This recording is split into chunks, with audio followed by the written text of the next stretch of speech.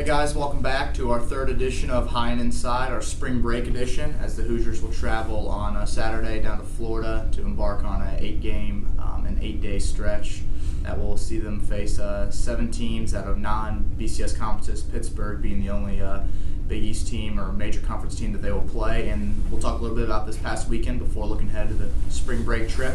So first, let's talk about Wednesday, Drew. IU took on Indiana State, a game that you went to out in Terre Haute. The Hoosiers won 6-4, and just talk a little bit about that and how they did. Yeah, Kevin, the Hoosiers really looked together on offense and put a couple of different facets of offense together. They've been hitting all season. I mean, they've been averaging 10 hits a game. They were able to pull in that many yesterday against the Sycamores. But what really stuck out to me was the base running. I mean, that was much improved from what we've been seeing so far this season. And I mean, not only advancing base, when other guys get hits, but I mean, the base running, in terms of creating their own opportunities was really good too. I mean, they had 2 stolen bases in the 6th inning. I mean, Wes Wilson stole second, and which pretty much set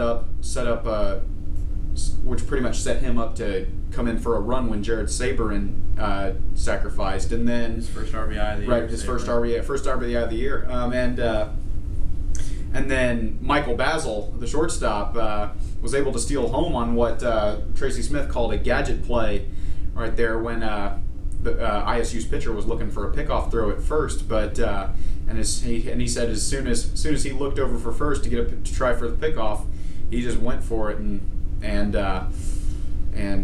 put on IU's 5th run, and that pretty much put the game out of reach for ISU, even though they came back and scored 2 more runs later on. So the base running is pretty much what did it for IU offensively yesterday, and I talked to Dylan Dooney and Michael Basil after the game. They said that had been a point of emphasis. They think they're getting better and that it'll come with their hitting. And Tracy Smith said that as far as base running, I mean, he feels really good about his guys' ability to get on base, because I mean, you've got guys like Micah Johnson who are proven to be effective in that category. They got a lot of speed in that lineup. Exactly. I was out of practice on Tuesday, and that's something that they work on. I think a lot of people don't realize that Coach Tracy Smith runs a lot of set plays. Whether it is a pickoff move, which we saw over the weekend, or on Joey Donato had 3 pickoffs in 1 game. His team leads the Big Ten, I believe, with 9 pickoffs. Mm-hmm. And yeah, I mean, it's those little things. The NCAA came out with a new bat rule this year, which has seen runs, which has been a problem for IU. Manufacturing runs, getting timely hits. So playing small ball is something that Coach Tracy Smith has been preaching. And yeah, practice on Tuesday, base running was a big key. Earlier in the year against Virginia Tech, they lost a game because they got a couple guys in rundowns that they couldn't get home and stuff like that. So, and then looking back at the weekend, the Hoosiers traveled down to Knoxville. They had 3 games down there. They went 2-1. They beat Morehead State on Friday in extra innings.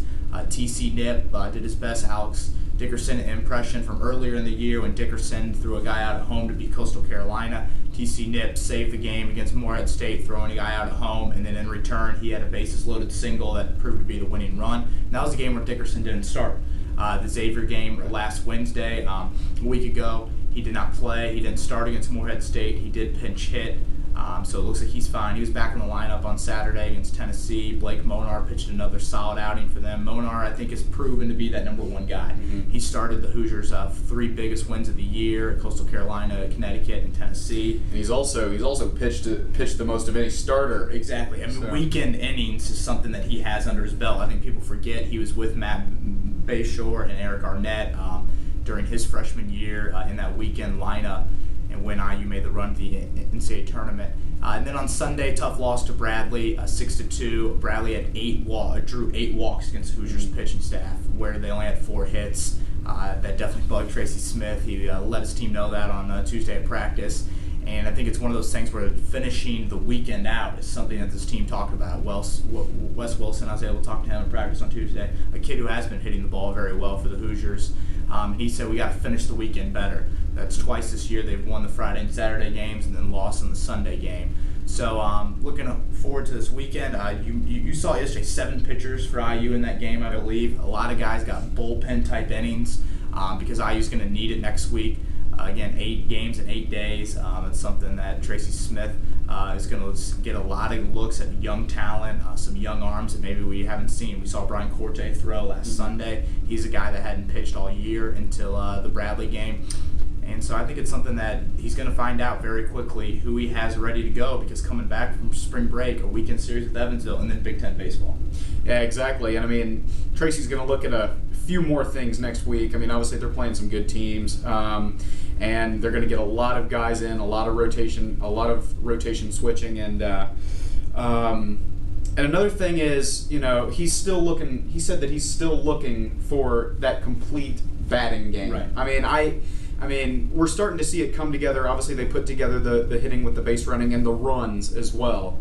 But going back to the Bradley loss, one of the things Coach Smith said that he's still looking for out of his guys is that one hit. Right. I mean, because you mentioned that on Tuesday too. Definitely. I mean, like a bases loaded type of 2-out double or something like that just kind of opens the floodgates. And exactly. Jared Sabrin, a guy who's going to be IU's all-time leading hit man, as long as he stays healthy, I believe he's something like 30 hits away from that. He's hit his whole career. That's what he's done. Last year he was second in the Big Ten to Alex Dickerson in terms of average. He hasn't been hitting this year, and that's a guy in the lineup I think he expects. Indiana State, I believe, he was moved down to like 6 or 7 in the lineup yesterday, where usually he's in that 2 or 3 hole. So he's going to start hitting again. He had his first RBI yesterday, and he had only had 1 extra base hit heading into yesterday. So I think for Tracy Smith, you mentioned it, defense has been solid. They lead the Big Ten in fielding. They lead the Big Ten in pitching. I'm sure he'd like to tone down on walks and get some timely hits. So for Drew Allen, I'm Kevin Bowen. Thanks for watching our 3rd edition of High and Inside. Have a safe and fun spring break. Make sure to follow us on Twitter at IDS_baseball, and we'll keep you updated through the 8-game road trip for the Hoosiers. Thanks, guys.